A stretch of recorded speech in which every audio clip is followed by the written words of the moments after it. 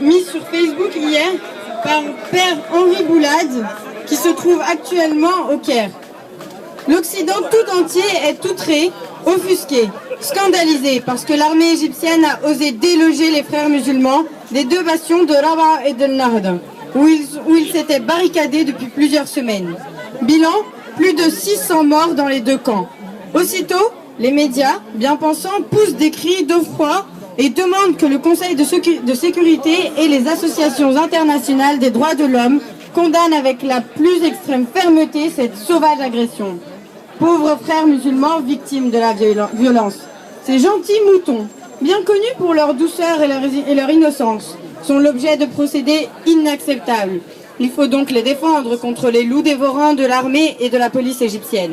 USA, Grande-Bretagne, France, Allemagne, Turquie, ONU se lèvent alors comme un seul homme. Laissez-moi finir.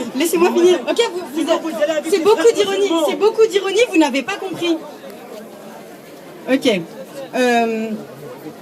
USA, Grande-Bretagne, France, Allemagne, Turquie, ONU se lèvent alors comme un seul homme pour dénoncer l'injustice, défendre ces innocents et éviter le monde à voler à leur secours. Les médias internationaux enfourchent aussitôt Pégase pour pourfendre les coupables. Cette levée de bouclier pour réclamer et proclamer le droit de tout citoyen à manifester pacifiquement à quelque chose de tragicomique. Mais passons aux faits.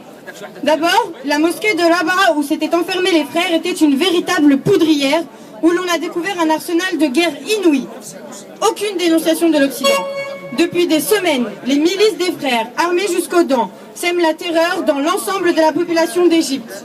Meurtres, enlèvements, kidnapping, demandes de rançon, rapts et viols de filles mariées de force à des musulmans. Aucune réaction de l'Occident. Plus d'une vingtaine de postes de police pillés et brûlés, près d'une cinquantaine de policiers et d'officiers massacrés et torturés de la manière la plus sauvage. Silence de l'Occident.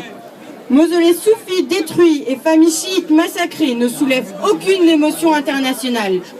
Une cinquantaine d'églises, d'écoles, d'institutions chrétiennes brûlées dans la seule journée du 14 août. Aucune protestation de la part de l'Occident. Prêtres et chrétiens attaqués et tués, dont des enfants en bas âge, pour la seule raison qu'ils sont chrétiens. Aucune dénonciation occidentale qui serait taxée d'islamophobie, qui est aujourd'hui le crime des crimes. Près de 1500 personnes massacrées par les milices de Morsi au cours de son année de règne. Mais silence des médias. Accord secret de Morsi pour vendre l'Égypte à ses voisins, morceau par morceau. 40% du Sinaï au Hamas et aux Palestiniens. La Nubie à Omar el-Béchir. Et la portion ouest du territoire à la Libye. Tout cela est pain béni pour l'Occident, puisque c'est son œuvre. Lorsque l'Égypte décide enfin de réagir pour mettre un peu d'ordre dans la baraque, l'Occident crie à la persécution, à l'injustice et au scandale.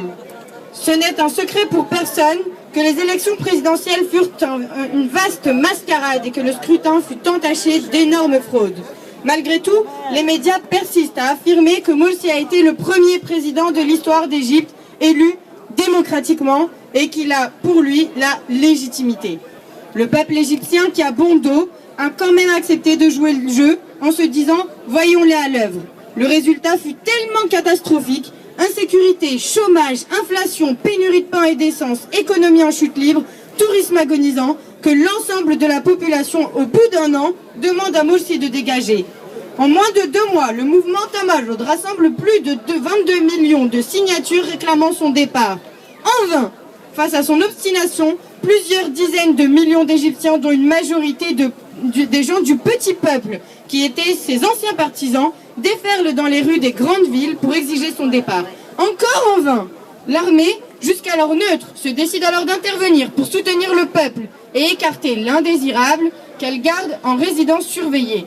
Au cours de longues heures d'interrogatoire, elle obtient de lui des révélations d'une gravité exceptionnelle qui compromettent aussi bien les frères musulmans qu'un certain nombre de pays étrangers.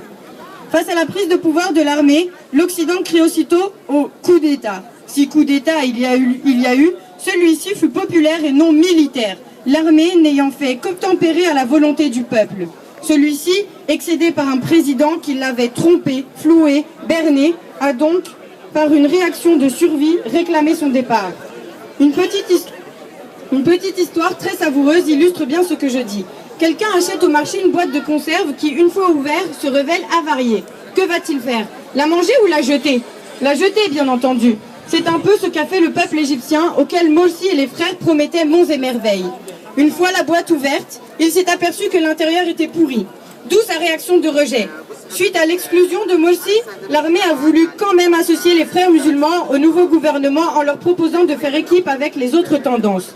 Ils se sont heurtés à un refus obstiné et systématique. Après de nombreuses tentatives de dialogue et de négociation avec eux, un nouveau gouvernement provisoire est mis en place. Ils décident alors de prendre le maquis et de semer la terreur, ce en quoi ils ont bien réussi. Mais cette stratégie ne fait qu'augmenter leur impopularité et l'on peut dire qu'aujourd'hui que le peuple égyptien les exècre et les zonit. Équipés des armes les plus sophistiquées, ils s'organisent un peu partout pour brûler, attaquer, détruire et tuer.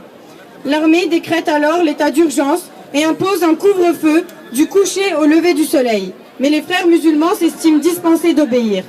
Hier soir, donc, le 16 août, de la chambre de Henri Poulag, toute proche de l'avenue de la place de l'Homme 6, grouillante de leurs miliciens, j'entends explosions, coups de feu et tirs de mitraillettes provenant des rues avoisinantes. Après plusieurs sommations aux jeunes de rentrer chez eux, l'armée décide alors d'envoyer ses chars pour faire respecter le couvre-feu. Face aux dégâts probables, l'Occident bien pensant incriminera alors l'armée d'avoir eu le culot d'attaquer les manifestants pacifiques. Mais de qui se moque-t-on?